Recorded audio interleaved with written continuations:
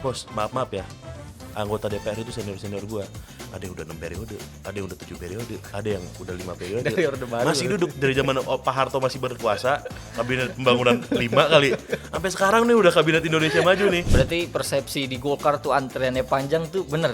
Jadi Pak Ganjar kalau nggak salah pernah ditanya sama mahasiswa, Pak ini gimana kok partai politik isinya korup, isinya maksudnya maaf ya isinya busuk gitu segala macam ya. Pak Ganjar bilang kamu orang baik nggak? Ya saya ngerasa orang baik ya kamu masuk partai politik. Maaf ya gue banyak melihat kok seakan-akan pendidikan politik tuh nggak nyampe ke anak-anak muda.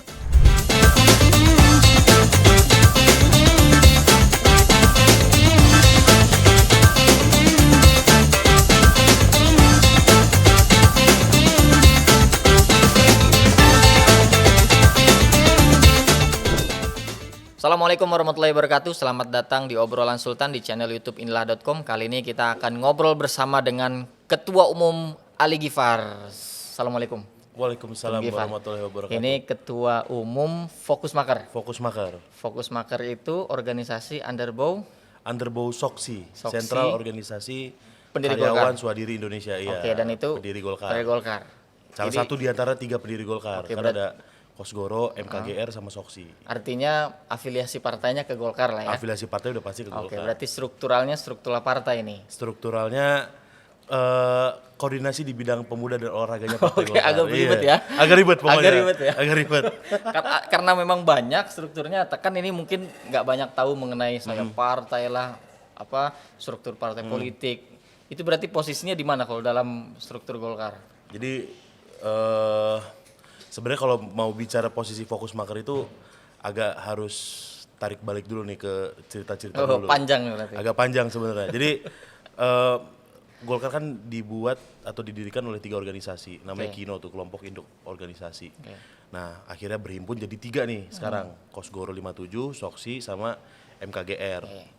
Nah, kalau Kosgoro itu dulu tuh dikasih tugas tuh untuk urusan pengusaha lah, urusan UMKM lah, kelola koperasi lah gitu-gitu. Kalau Soksi ini dulu urusan pendidikan politik, urusan buat gerakan-gerakan politik itu yang diurus sama Soksi gitu. Nah kalau MKGR itu urusan dakwah tuh. Urusan dakwah. Nah, 3 organisasi ini masing-masing tetap punya organisasi-organisasi lagi di bawahnya. Ada yang ngurusin perempuannya, ada yang ngurusin pemudanya, ada yang ngurusin pelajarnya. Nah mereka berhimpun, buatlah Sekber Golkar. Tahun 64 itu sampai 99 akhirnya berubah jadi partai gitu. Sampai sekarang masih di bawah koordinasi, tetap di bawah DPP Partai Golkar. Gitu. Tapi pada intinya Fokus Maker ini jalur afiliasinya ke Partai Golkar. Jalur afiliasinya ke Partai Golkar. Oke, ini kita mau bertanya-tanya soal, ya mungkin ini kan lagi ada kekisruhan ini ya. Iya. Apa? Lagi ada hot news. Hot sekali kalau Hot ini banget. ya. Karena kan dimulai dari ada Menko Marves ya kan, Iya, Pak Luhut Binsar Panjaitan yang mengatakan siap menjadi ketua umum kalau nggak ribut-ribut dengan Pak Erlangga. Iya, kemarin. Nggak lama Pak Bahlil juga kemudian siap juga. Banyak lah macam-macam. Iya. Ini sebetulnya kalau dari perspektif anak muda yang memang terlibat langsung ya di dalam kegiatan-kegiatan kepartaian gitu kan, tadi kan Fokus Maker di bawah afiliasinya ke Golkar gitu. Itu melihat konflik seperti ini tuh gimana sih sebetulnya? Sebenarnya gini, kalau bicara konflik nih kan itu nggak terlepas dari Partai Golkar sendiri kan. Partai Golkar tuh selalu ramah sama konflik. Selalu ramah sama konflik. Jadi kita yang muda itu memang terbiasa untuk berhadapan dengan konflik sebenarnya. Baik konflik internal, konflik eksternal, konflik ormasnya, konflik macam itu udah biasa di Partai Golkar. Gitu. Cuman kan kalau bicara yang tadi Pak Luhut tuh ketua Dewan Penasehat, ada Bang Bahlil juga, itu kan isu-isu kemarin sebenarnya kan. Nah jadi kalau anak-anak muda yang ada di dalam Partai Golkar, apalagi kalau mau secara specifically Gen Z lah gitu ya, itu memang benar-benar melihat ini jadi ladang pembelajaran dulu sementara kondisinya per hari ini gitu. Karena itu udah urusan dewa-dewa itu di atas, urusan dewa-dewa, urusan senior-senior memang gitu. Jadi anak-anak muda nih kebanyakan memang benar-benar memanfaatkan momentum-momentum seperti ini untuk benar-benar jadi bahan pembelajaran betul gitu, supaya pasti kedepannya ada harapan pengen jadi dewa juga kan. Tapi kan itu tidak menutup kemungkinan punya semacam preferensi tertentu atau punya penilaian tertentu bahwa kan jarang nih anak muda ada berpartai lah katakanlah begitu ya. Terus melihat mau pemilu nih konflik-konflik orang tua nih selalu menjadi keramahan. Nah, Itu gimana? jadi gini, di situ tuh sebenarnya kalau kita bicara pakai bahasa aktivis itu ada paradoksnya di situ. Oke. Karena apa? Anak muda nih yang ada di Golkar khususnya itu berusaha untuk tetap mempertahankan idealismenya gitu. Sedangkan kita harus adaptasi dengan partai yang bener-bener teknokrat isinya, aktivis murni isinya. Jadi kita mempertahankan idealisme dengan mengawinkan kepentingan-kepentingan lain yang ada di atas itu. Nah akhirnya kita melihat kondisi-kondisi seperti ini, kita tetap harus berpikir bahwa ini kita harus tetap on track. Jangan sampai momentum-momentum kayak gini itu malah merusak kepentingan pemilu Golkar nanti ke depan. Tapi yang udah-udah, itu udah dari 5 tahun lalu, tahun 2019, 2017 sebelum pemilu juga, 2014 Golkar dualisme, 2009 itu emang selalu kayak gitu. Pemilu tetap nomor 2, selalu kayak gitu emang. Nah itu Gitu. akhirnya gimana kalau akhirnya ada persepsi selalu seperti itu, selalu ramah dengan konflik. Akhirnya anak muda nih berbondong-bondong nggak nih akhirnya mas? Atau anak muda tuh banyak nggak sih di Golkar tuh? Banyak, Golkar ramah banget lah sama anak muda. Sangat banyak. Dia sebenarnya itu juga jadi alasan, ini kita santai ya. Santai, Ini alasan santai. gue pribadi kenapa gue milih Golkar gitu Ah, sebagai tempat untuk berkarya kan. Gue kan juga dulu mikir kan, ini gue harus cocokin ideologi gue apa, gue cocoknya ke partai apa ya segala macam. Ternyata gue menyimpulkan, oh partai tua mungkin jadi tempat yang cocok kali ya buat belajar. Terus apa lagi ya, oh infrastruktur partainya lengkap ya, mungkin ini juga cocok nih. Oh ramah anak muda nggak ya yang terakhir tuh? Oh ternyata ramah. Awalnya gue mikir kebanyakan ormas nih ramah nggak sama anak muda ya, oh ternyata ramah gitu. Gue jalan ikutin proses segala macam, akhirnya bener. Gue mungkin kemarin itu jadi ketua umum Fokus Maker, umur gue masih 23 tahun kali mungkin. Termuda kemarin. berarti. Termuda mungkin, di antara seluruh OKP yang ada di Indonesia mungkin gue paling muda, mungkin ya. Udah gitu sekarang cetak sejarah lagi, menteri umurnya 31 tahun, 32 tahun kemarin Mas Dito itu. Menpora berarti ya. Menpora itu, jadi tandanya benar-benar memberikan kesempatan buat anak muda. Akhirnya partai Golkar yang tua, yang orang bilang terlalu banyak dinamikanya, anak muda benar-benar jadi dikasih kesempatan bahkan untuk belajar praktek langsung walaupun di internal. Tetapi itu kan menjadi persepsi atau konsumsi persepsi internal anak-anak muda yang sudah ada di dalamnya ya, bahwa oh ini apa pembelajaran gitu kan, soft banget tuh jawaban lu Iya, kan. Nah, terus tapi ketika orang melihat atau anak-anak muda di luar itu melihat bahwa kok kayak gini ya berantem nih sesama satu partai, itu gimana kira-kira tuh Pandangan anak-anak mudanya di luar struktur partai ya? di luar struktur partai. Ya udah pasti, ini jujur ya. Ah, Kalau bilang jujur, orang pasti ngelihat partai yang terlalu banyak dinamikanya pasti pusing, pasti emoh gitu loh. Kalau kata orang Jawa tuh pasti emoh ngelihat ini ngapain sih Golkar nih, kebanyakan dinamika lah, ini kepentingan ini segala macem, nggak pernah mau jadi oposisi lah apa segala macem. Tapi memang gue harus akuin, dari tadi gue bilang tempat belajar itu kerasa banget bos. kerasanya apa? Yang Kerasa kerasa banget, apa? lu bisa belajar bener-bener macem-macem. Senior kita tuh jenisnya banyak pak. Coba dong, spill pembelajaran yang lu udah berapa lama nih berarti jadi ketua? Gue kalau ketum Fokus Maker gue baru 1 tahun. Baru 1 tahun. Baru 1 tahun lebih, 20 hari lah. Contoh-contoh pembelajaran yang memang sudah secara apa namanya pengalaman lu lah gitu kan, ini kan gak banyak tahu nih Iya. aktivitas partai ini ngapain sih, Iya. bener nggak sih jadi banyak belajar di dalam partai itu? Jelas bener banyak belajar gitu lah. Apalagi kalau gue pribadi ya, gue pribadi itu kan gue pertama kali masuk ke Partai Golkar itu sebenarnya belum Partai Golkar tuh, tapi gue masih jadi pengurus ormas tuh di DPP AMPI dulu tahun Oke, di AMPI. 2017, 2018-an lah. Nah itu gue masuk, itu pertama kali memang gue harus bener-bener mengetahui bagaimana belajar organisasi secara struktural, bagaimana belajar organisasi secara fungsional, dan juga bagaimana belajar organisasi secara politik. Oke. Ternyata setelah gue masuk AMPI itu, senior-senior gue selalu bilang, ini lo mini Golkar, ini miniatur Golkar katanya. Jadi kalau lu bisa lulus di AMPI, kemungkinan besar lu bisa dipastikan untuk bisa berorganisasi di organisasi yang lebih tinggi statusnya, itu partai politik, yaitu partai Berarti Golkar gitu. AMPI ini saya partainya Golkar memang. AMPI itu bukan sayap sebenarnya, AMPI itu organisasi yang didirikan karena AD-AD-nya beda Oke. gitu. Nah akhirnya gue belajar di AMPI, ternyata bener setelah gue masuk ke DPP Golkar 2019-nya, di situ ternyata bener, oh gue dari kemarin belajar di AMPI, ternyata kepake di Golkar, cuman ilmunya lebih tinggi. Banyak hal yang kita diambil kan kita bisa koordinasi sama senior langsung, Bang izin gini-gini, laporan ini, laporan itu. Gimana Bang minta solusi. Kalau di Golkar, wah masih banyak lagi stepnya. Berarti persepsi di Golkar tuh antriannya panjang tuh benar tuh? Benar, itu harus gue akuin. Panjang bos. Kenapa? Nah. Apa yang membuat antrian di Golkar itu dalam persepsi orang tuh panjang? Satu ini partai tua, ya kan. Yang kedua, kadernya ini macam-macam jenisnya. Dan nggak dari sumbernya ada satu organisasi, misalnya kita sebut dari organisasi mahasiswa tertentu, dia ngecetak kader dan kadernya itu otomatis diproyeksikan ke partai A misalnya. Nggak kayak gitu, semua orang boleh masuk. Nah, umurnya pun beda-beda.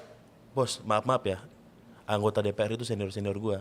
Ada yang udah 6 periode, ada yang udah 7 periode, ada yang udah 5 periode. Dari Orde Baru. Masih duduk dari zaman Pak Harto masih berkuasa, kabinet pembangunan 5 kali.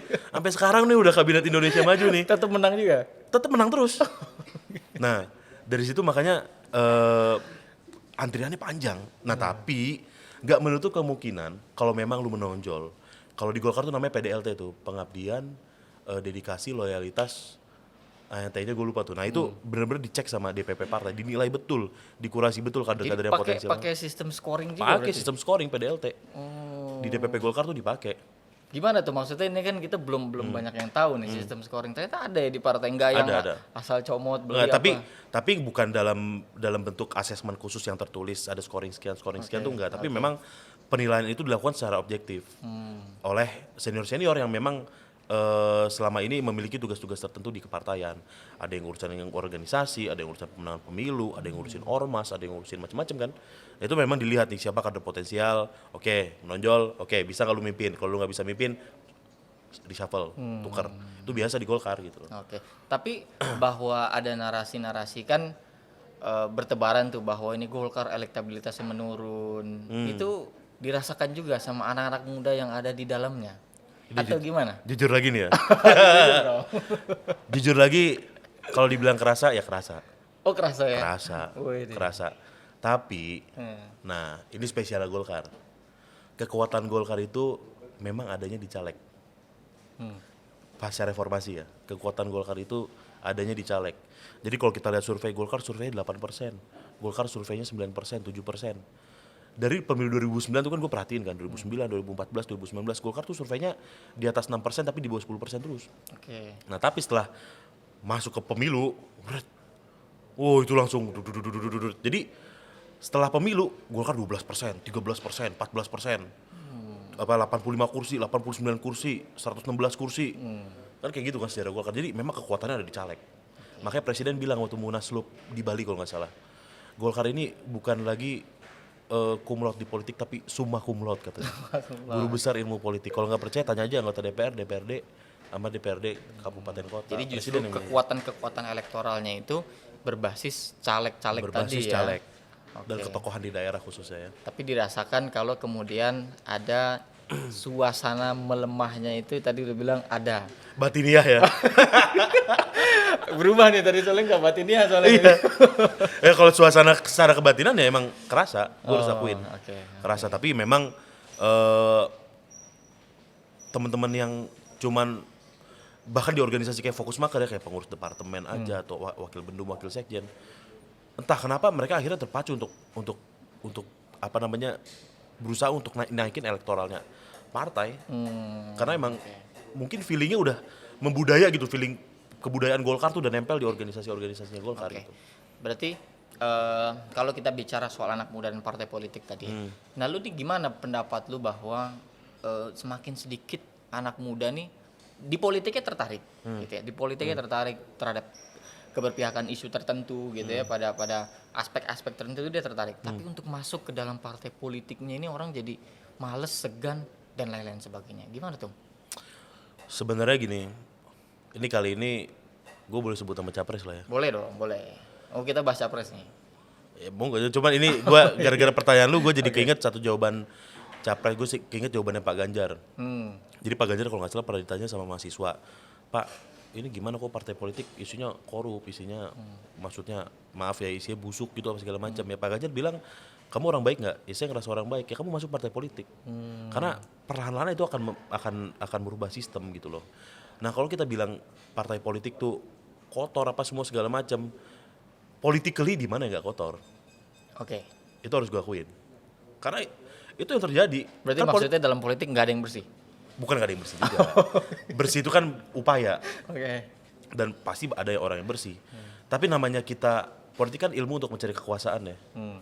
Segala cara pun ada pasti orang yang melakukan hal-hal tertentu yang dirty works lah. Yang memang udah jelas sangat-sangat nggak dibenarkan. Ya tapi akhirnya orang-orang baik yang ada dalam partai politik itulah yang harus bener-bener dalam skala kecil sampai ke skala besar itu merubah suasana. Ya tadi itu suasana batiniah di dalam partai politik. Jadi supaya teman-teman kita yang di luar sana ngelihat bahwa mungkin wadah pengabdian gue untuk bangsa dan negara ini melalui partai politik. Karena orang sipil itu kan wadah pengabdiannya di mana? Kalau dia masuk ke Akmil jadi tentara, masuk Akpol jadi polisi, masuk akademi-akademian jadi pegawai-pegawai negeri, atau enggak dia CPNS. Di luar daripada itu orang sipil bisa pengabdian dirinya kepada masyarakat di mana? Ya melalui partai politik salah satunya. Dan partai politik itu adalah bentuk paling sehat bagi sebuah negara demokrasi. Nah itu anak muda harus ngerti dulu. Bentuk paling sehat? Bentuk paling sehat. Meskipun partainya bisa sakit? Ya karena demokrasi kan mengharuskan hadirnya partai politik. Kecuali kita dari dulu founding people kita itu menyatakan untuk membentuk negara dalam bentuk lain. Tapi kali ini kan kita berada di dalam sebuah sistem demokrasi yang mana mengharuskan partai politik sebagai wadah aspirasi masyarakat. Artinya mau tidak mau itu adalah pilihan yang harus dipilih ketika kita ingin berpolitik. Yes. Oke. Nah tapi kalau misalkan tadi bahwa partai politiknya yang gagal meyakinkan anak mudanya itu kan persoalan, jangan disalahin anak mudanya dong berarti. Ya makanya kan Indonesia multi partai ya. Jadi anak muda pun sebenarnya lu harus tahu lu mau masuk partai politik tuh ada kriterianya juga, Bos. Jangan lu orangnya ngerasa, kalau di Indonesia ini unik ya, konservatif tuh ada dua jenis ya, ada yang secara adat, ada yang secara agama. Nah misalnya deh kita bilang konservatif secara agama, tapi lu paksain nih masuk ke partai nasionalis, lu paksain bahkan sampai ke partai ultranasionalis, lu nggak akan nemu, Bos. Lu akan ngeliat, aduh apa jalan gua nggak di sini ya, jangan-jangan. Kayak atau enggak gue nasionalis nih, atau enggak gue dulu kuliah zaman dulu kita manggil kawan kita aja Bung sama Sarina kan. Kalau kita tiba-tiba masuk ke partai-partai, kita sebut merek lah, kita masuk ke PKS mungkin atau ke P3 atau ke ke PKB, ya mungkin lu gak akan cocok juga dengan sistemnya. Jadi jangan salahkan partai politik, karena partai politik itu dibentuk otomatis dan sudah pasti berdasarkan ideologi. Tetapi kan dalam diskusi tertentu, ideologi dalam partai kan juga sudah jadi ruang yang abu-abu. Nah, kalau kita sambungin ke main topik kita, khususnya dalam urusan Golkar, itu ideologinya unik, Bos. Masuk di Golkar nih. Masuk di Golkar lagi. Karena Golkar itu punya doktrin namanya karya dan kekaryaan. Ideologinya itu berangkat dari 3 organisasi ini masing-masing punya sumber falsafah sendiri. Kayak Soksi contohnya itu ada ideologi namanya karyawanisme. Nah, di ideologi karyawanisme itu yang menyatakan bahwa lu adalah insan karya, lu adalah orang yang selalu membuat karya, dan karyanya itulah yang akan bermanfaat buat orang banyak. Nah akhirnya orang bilang ini Golkar posisinya ada di mana sih? Ya posisinya pasti ada di tengah, nasionalis religius. Bukannya semua partai kayak gitu juga? Enggak berusaha juga buat dong. ke tengah? Enggak juga dong, kan udah kelihatan tuh kalau dari spektrum politik. Kita lihat PDI Perjuangan atau Partai Gerindra yang ultranasionalis gitu kan. PDI Perjuangan mungkin nasionalis marhenis. Kita lihat PKB ada kaum sarungan ya bahasanya atau apa ya? Santri lah. Santri ya, kaum santri, dan P3 atau PKS yang agak moderat. Itu udah pasti berbeda, mereka punya pandangan sendiri. Makanya dalam hal perpolitikan di Indonesia, Golkar itu selalu ngambil jalan tengah. Jadi untuk menjadi integrator antara kaum nasionalis sampai ke kaum konservatif itu adanya di Golkar. Makanya orang bilang Golkar itu untuk kepentingan politik apapun selalu jadi ketua kelas kan. Oh gitu, selalu jadi ketua kelas. Selalu jadi ketua Tapi kelas. manifesto yang tadi lu jelaskan itu kan bisa kita lihat atau hasilnya atau praktiknya itu bukannya kebanyakan sama aja, yang laku tuh politik agama, politik uang dan lain-lain sebagainya. Kalau di Golkar sih nggak berlaku ya. Oh gitu. Maksudnya lu bilang politik agama nggak berlaku. Ya adanya kayak gini ya. Gue pernah punya pengalaman dalam tanda kutip politik di daerah ya. Ada pilkada, ada pileg dan lain sebagainya. Memang untuk generasi tertentu, khususnya generasi old school tuh, stylenya emang agak beda. Dan Golkar tuh banyak, pemilih tradisional kan banyak yang old school kan. atau mungkin senior-senior partai kita kan masih banyak yang old school. Nah di situ agak beda tuh. Jadi kita, kalau gue pribadi yang lahir tahun 98 tuh kayak ngeliat, oh ini kayak gini ya politik old school ya gitu. Jadi Gimana old school di Partai Golkar tuh gimana? old school partai Golkar tuh macam-macam tergantung daerah, Bos. Kalau kayak di kampung gua di Kalimantan Barat itu, untuk sebagian tertentu ada namanya DPD, Dayak Pilih Dayak. Oh gitu. Ada. Jadi ketika kita ketemu senior kita yang memang berasal dari etnis Dayak, mereka akan bilang sama konstituennya, ya ini bukan Dayak, sedangkan lu harus ada orang Dayak yang pilih Dayak lah, apalagi diusung sama Golkar kan gitu kan kalau old school. Sama aja yang Melayu yang berbasiskan Islam, mereka bilang, ya ini kita orang Melayu nih, lu gimana? Ini kita yang itu bukan Melayu, lu mau pilih Melayu apa yang bukan Melayu? Masih ada yang kayak gitu-gitu gitu. Nah itu juga harus diakui bahwa itu sumber kekuatannya Golkar sebenarnya. Nah berarti kalau melihat apa praktik-praktik old school yang ada di Partai Golkar yang sepenglihatan lu, nyaman nggak sih lu? Untuk satu cara tertentu gue nggak nyaman.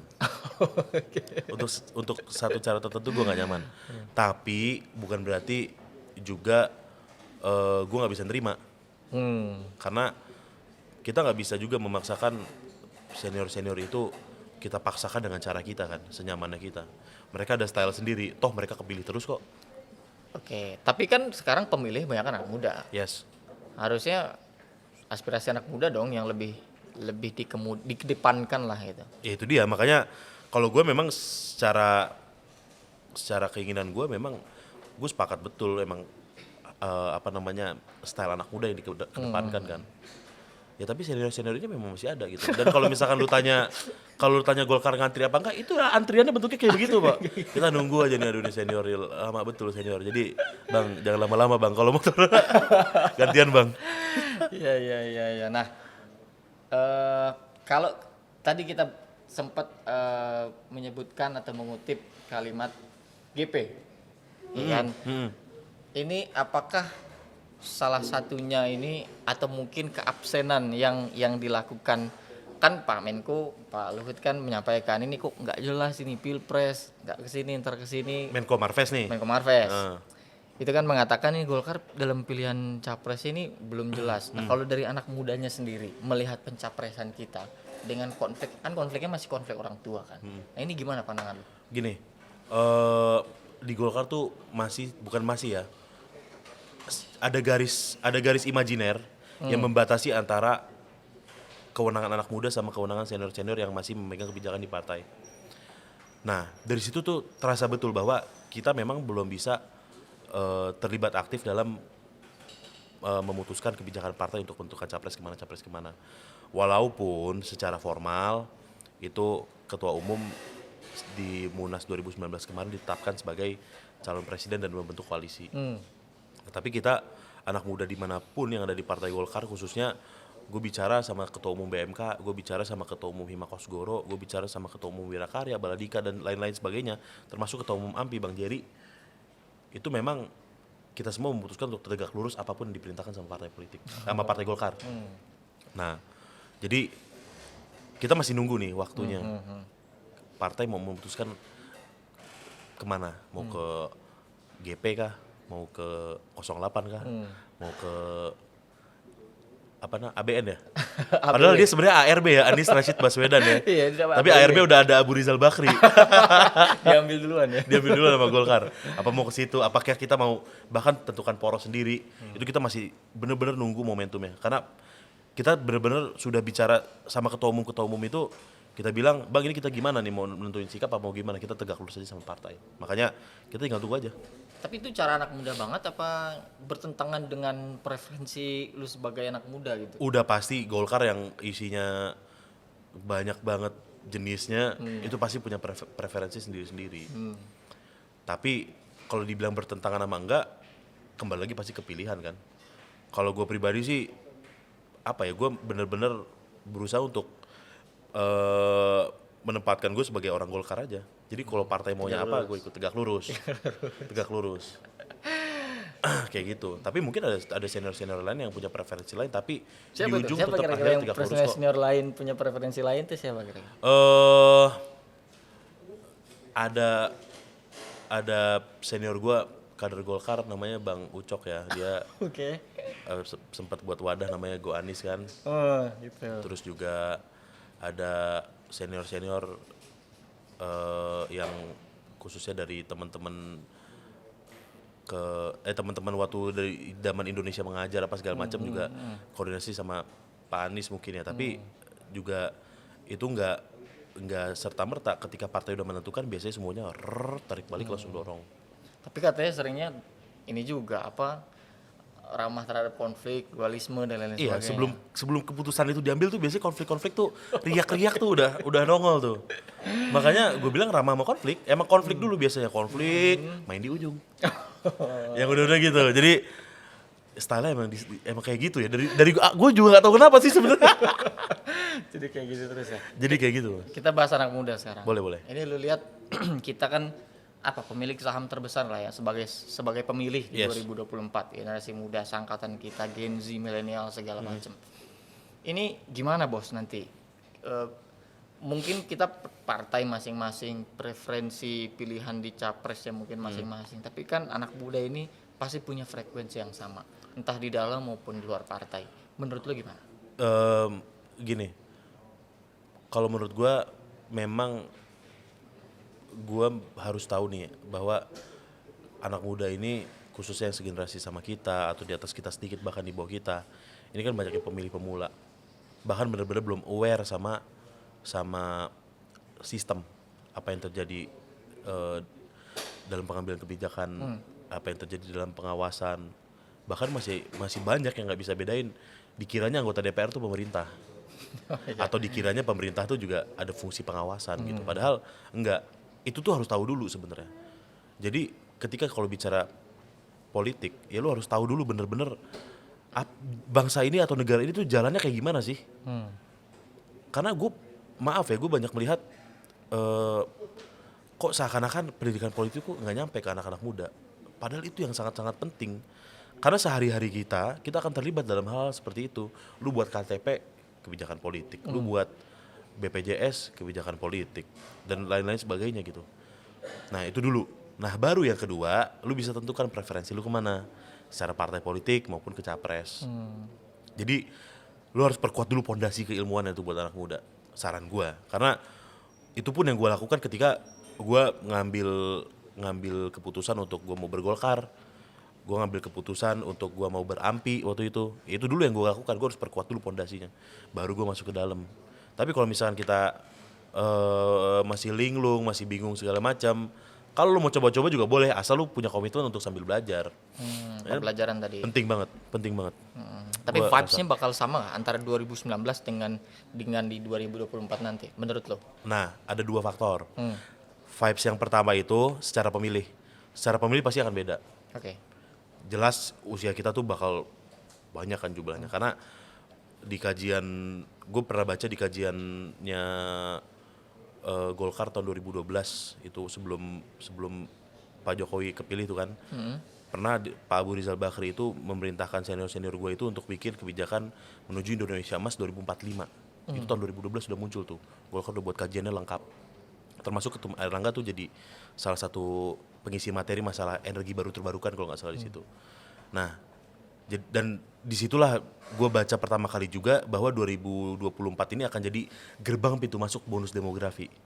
Dari tahun 2012 itu gue baca.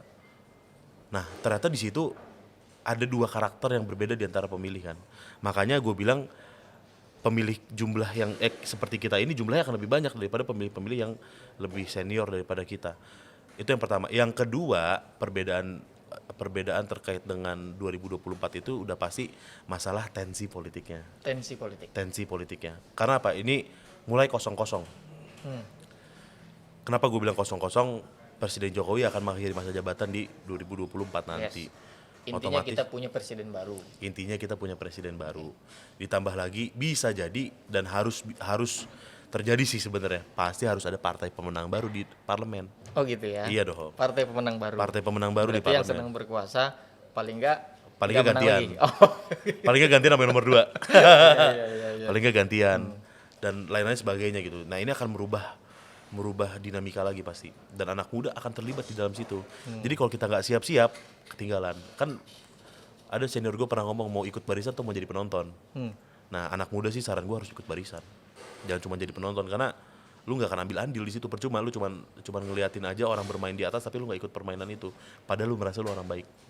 Harus ikut permainan. Ikut barisan. Ikut barisan. Berbaris berarti ngantri. Bisa ngantri, bisa saf. Jadi disuruh ngantri dong kalau ikut berbaris gitu kan. Oke, berarti pasti akan ada perbedaan lah ya, secara vibes-nya 2019 dan 2024. Nah ini kan kalau dalam kontribusi Golkar, Menpora sekarang yang baru ini kan muda, gitu ya. Apa ya? Apakah kemudian kemenangan kemarin sempat ngobrol juga lah sama Bang Wildan di sini. Ini kan kemenangan-kemenangan kecil yang kita coba raih dalam konteks anak muda berpolitik. Pasca Bang Dito atau yang lo lakukan atau yang anak-anak muda di luar partai lakukan itu akan ketemu nggak momentumnya itu? Untuk Golkar ya? Untuk Golkar ataupun secara umum? Artinya itu benar-benar anak muda nggak melihat partainya apa, sekatnya, pilihan politiknya dimayoritaskan oleh anak-anak muda. Sebenarnya gini, untuk urusan itu gue bicara dua hal, tapi maksudnya secara kegolkaran sama secara umum itu jawabannya sebenarnya sama, karena itu hanya berkaitan sama urusan kaderisasi pasti. Karena kaderisasi itu adalah tonggak utama untuk lu melakukan proses regenerasi baik secara politik maupun secara kaderisasi di partai politik. Nah, jadi kalau kita bahasa simpel lagi lah ya, akan datang nggak sih Dito berikutnya? Gitu kan, kira-kira itu pasti akan datang, baik cepat atau lambat. Nah, 2023 ini dengan ditunjuknya beliau oleh Presiden jadi Menteri Pemuda dan Olahraga, itulah ternyata tonggak pertamanya. Jadi harapan kemarin anak-anak muda yang kelahiran 90, 91, 92 mikir, aduh gue bisa gak sih jadi menteri? Misalnya kayak gitu, ternyata bisa. Jadi nggak menutup kemungkinan yang kelahiran 96, yang kelahiran 98 bisa jadi menteri juga. Meskipun kan lu bilang antreannya panjang. Meskipun antreannya panjang. Lu mau panjang gini apa mau saf? Yang jelas tadi proses pembelajaran itu. Proses pembelajaran bos. Terakhir yang gue sebetulnya kepo. Tadi kan lu bilang ketua apa Dewan Penasehat apa? Ketua Dewan Penasehat Pak Luhut ya? Dewan Penasehat. Dewan Penasehat Partai Golkar. Yes. Itu kalau di Golkar tuh kalau pandangan anak muda ya itu gimana? Petuahnya itu apa memang seperti sabda atau gini? Atau gimana? Kalau Golkar zaman Orde Baru, segala keputusan itu mesti ACC Ketua Dewan Pembina, Pak Harto. Ketua umum itu siapa yang di ACC sama Ketua Dewan Pembina. Jadi orang tuh berlomba-lomba untuk dekat sama siapa Ketua Dewan Pembina, bener nggak? Dulu Orde Baru. Nah sekarang udah nggak kayak gitu. Kemarin itu sempat di salah satu stasiun TV itu ada senior gue tuh bicara 3 orang. Ada Pak Ridwan Hisyam, ada Kanda Muhammad Hatta, sama Pak Marzuki Darusman mantan Jaksa Agung. Tiga-tiganya di dewan yang berbeda di Golkar. Pak Ridwan Hisyam di Dewan Pakar, Pak Muhammad Hatta di Dewan Etik, Pak Marzuki Darusman di Dewan Pembina. Beda-beda dewan ya? Iya, kata Pak Marzuki Darusman, Golkar ini udah kebanyakan dewan-dewan katanya. Jadi disederhanakan lah gitu. Nah, kalau bicara Pak Luhut, gak ada ubahnya sama apa yang cara pandang kita terhadap Pak Ical, terhadap Pak Akbar Tanjung, terhadap Pak Agung, Pak Hatta, sebagai pimpinan dari dewan-dewan yang ada di Golkar itu. Jadi memang secara secara emosi memang tetap ketua umum pengaruhnya paling besar di situ, paling besar. Tapi kalau dewan-dewan itu tetap benar-benar senior yang kita respect dan kita hormati. Siapa yang paling berpengaruh? Sampai hari ini itu menurut gue paling berpengaruh itu masih Pak Akbar sih. Yang paling berpengaruh karena diantara yang ada di Dewan Penasehat, Dewan Pembina, dan Pakar, Dewan Etik, itu Pak Akbar yang paling senior. Baru mungkin ada Pak Ical sama Pak Agung Laksono kan. Baru ada Pak Luhut sama Pak Hatta. Artinya banyak ya dewan-dewan itu ya. Banyak betul Pak. Karena kan terakhir begitu Pak Luhut bicara kan, itu serem banget kan. Jadi memang kayak apa? Kan beliau sudah sibuk gitu ya. Kok sempet gitu loh bisa mau mikirin Golkar umum gitu kan. Iya, betul. Luar biasa memang beliau itu. Iya, makanya kan dia bilang di salah satu acara itu, ya saya mau ambil tapi nggak berantem katanya. Dia bilang gitu kan. Ya cuman kan kita kan ada mekanisme partai. Gitu. Ya kalau mau ngambil ya lu tarung sih sebenarnya, lebih seru. Terakhir lagi dong, paling terakhir siap. Bisa kasih apa semangat lah atau teman-teman kita yang lagi nyalek di partai-partai tertentu, di partai-partai lain, bahwa semangat anak muda ini harus berbondong-bondong lah mencicil kemenangan kita dari pemilu ke pemilu. Silakan bos. Buat anak muda, teman-teman gue, sahabat-sahabat gue yang lagi nyalek, yang lagi aktualisasi diri, yang lagi menuju kepada kemenangan, jangan kendor, jangan turunkan tensi, gerak terus. Walaupun kemarin orang banyak nahan-nahan kita jalan terus, karena suatu saat pasti anak muda yang menang. Anak muda yang menang. Anak muda yang menang. Lu nyalek? Gua nggak nyalek. Masih antri? Nggak jadi. Lebih ke nggak jadi. Gua tadi mau nyalek tapi nggak jadi. Oke. Gitu, Thank you. Siap. Bung Gifar, kita Terima kasih ketemu banyak. di episode berikutnya. Assalamualaikum warahmatullahi wabarakatuh. Waalaikumsalam warahmatullahi wabarakatuh.